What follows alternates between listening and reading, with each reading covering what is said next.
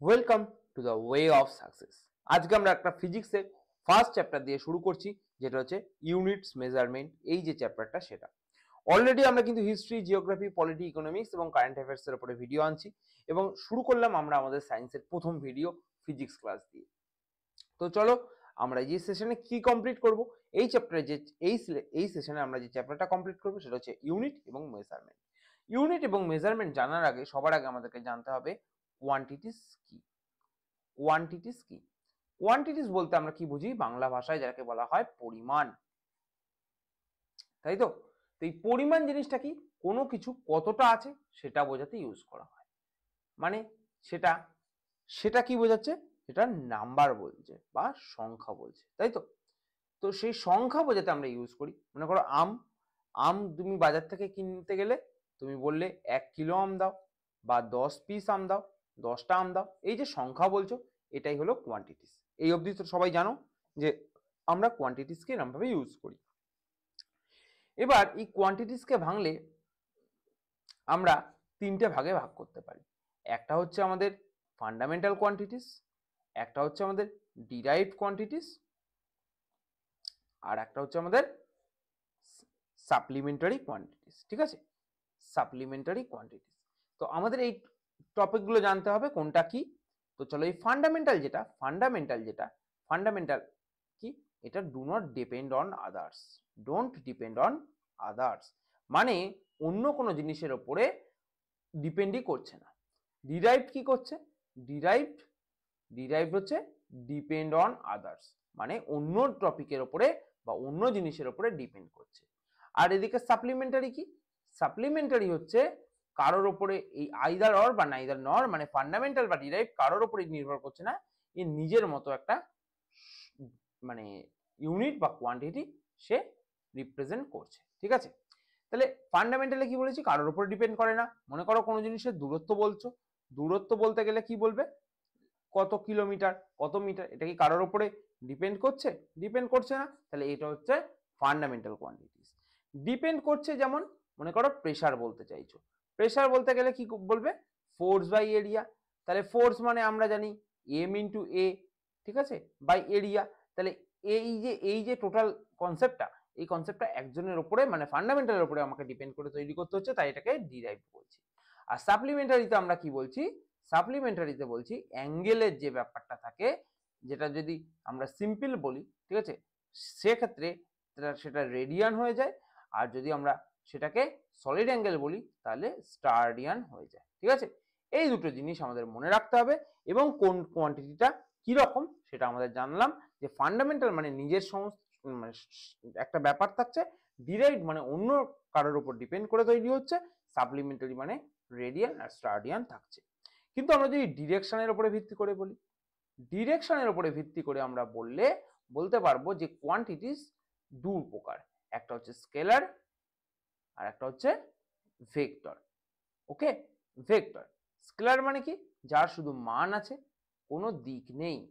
আর vector মানে যার মান এবং দিক দুই আছে, মান এবং দিক দুই আছে। ঠিক আছে, তাহলে মনে করো ভেক্টর কি?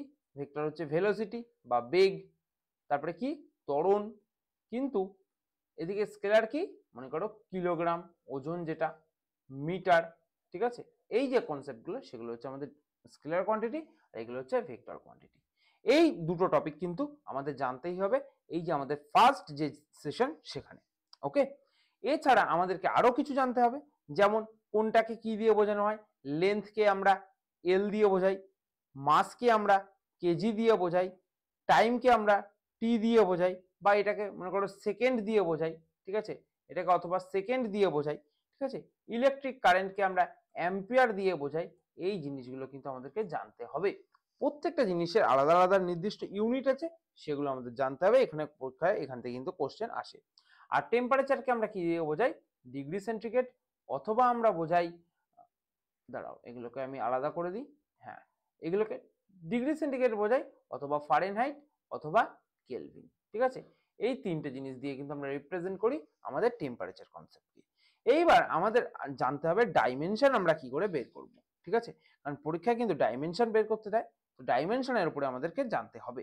তো ডাইমেনশনে আমি দুটো জিনিস বলছি, একটা হচ্ছে ভেলোসিটি। ভেলোসিটি মানে কি, আমরা জানি সবাই একটা ইকুয়েশন ইউজ করি, s ইকুয়ালস টু ভিটি। তাহলে এখানে ভেলোসিটি বলতে গেলে কি হবে, v equal to s by t, মানে ডিস্টেন্স বাই টাইম, তাই তো। ডিস্টেন্স মানে আমরা জানি l, আর টাইম বলতে t, তার মানে আলটিমেট কি হয়ে গেল, এল টি ইনভার্স। 1/t থাকলে সেটা উপরে উঠে কি হয়ে যায়, টি ইনভার্স। 1/t স্কোয়ার থাকলে সেটা উপরে উঠে কি হয়ে যায়, টি টু দি পাওয়ার -2। এই দুটো কনসেপ্ট মনে রাখবে, তাহলে বের করে ফেলতে পারবে ভেলোসিটি কি, ভেলোসিটি হচ্ছে এল টি ইনভার্স। ক্লিয়ার? চলো আমরা নেক্সট আলোচনা করব প্রেসার নিয়ে। প্রেসার, প্রেসার মানে কি, ফোর্স বাই এরিয়া। ফোর্স মানে আমরা কি জানি, নিউটনের দ্বিতীয় সূত্র অনুযায়ী এম ইন্টু এফ, আর এরিয়া হচ্ছে এরিয়া, ঠিক আছে। এইবার এই এমটা কি, এখানে এমটা হচ্ছে মাস, এখানে এফটা কি, এফটা হচ্ছে ত্বরণ, আর এ হচ্ছে ক্ষেত্রফল, তাই তো, ক্ষেত্রফল। আচ্ছা, আমি কি জানি, এফ সমান হচ্ছে ভি বাই টি। ভি মানে আমি জানি এল টি ইনভার্স বাই টি, মানে অ্যাকচুয়ালি এই কনসেপ্টটা হয়ে গেল এল, এই কনসেপ্টটা কি হয়ে গেল, এল টি -2। এই অবধি বোঝা গেল সবার, এল টি -2। আর ক্ষেত্রফল কি জানি, এল স্কোয়ার, ঠিক কি না, ক্ষেত্রফল হচ্ছে এল স্কোয়ার, দৈর্ঘ্য ইন্টু প্রস্থ। তো চলো তাহলে আমরা রিপ্রেজেন্ট করছি মাস ইন্টু এল টি -2, যেটা হচ্ছে আমাদের অ্যাক্সেলারেশন, আর নিচে এল স্কোয়ার। তাহলে এটাকে যদি আমি বলি, এম হচ্ছে থেকে গেল, তারপরে কি হচ্ছে এই এল, আর এই এল কেটে নিচে একটা এল পড়ে থাকছে, মানে এল ইনভার্স। তারপরে কি হচ্ছে টি টু দি পাওয়ার -2। এটা আমাদের কি, এটা হলো আমাদের প্রেসার। প্রেসারের যে ডাইমেনশন যেভাবে বের করতে হয় সেটা তোমাদেরকে কিন্তু দেখালাম। এইরকম ভাবে কিন্তু আমাদের ডাইমেনশন পরীক্ষার হলে বের করতে হবে, যে কোশ্চেনই আসুক না কেন, এবং সেটার কিন্তু আমাদের সঠিক অ্যান্সার করে আসতে হবে। এছাড়া এই চ্যাপ্টারে আর কি কি থাকে, এই চ্যাপ্টার থেকে আসে কিছু ইম্পর্টেন্ট যে সমস্ত ইনস্ট্রুমেন্ট যেগুলো আমরা ইউজ করি কোনো কিছু মেজার করতে গেলে, যেমন হাইগ্রোমিটার বলো, হাইড্রোমিটার বলো, ব্যারোমিটার বলো, এই যে কনসেপ্টগুলো এগুলো কিন্তু এখান থেকে আসে। তো এই টপিকগুলো কিন্তু তোমাদেরকে জানতে হবে।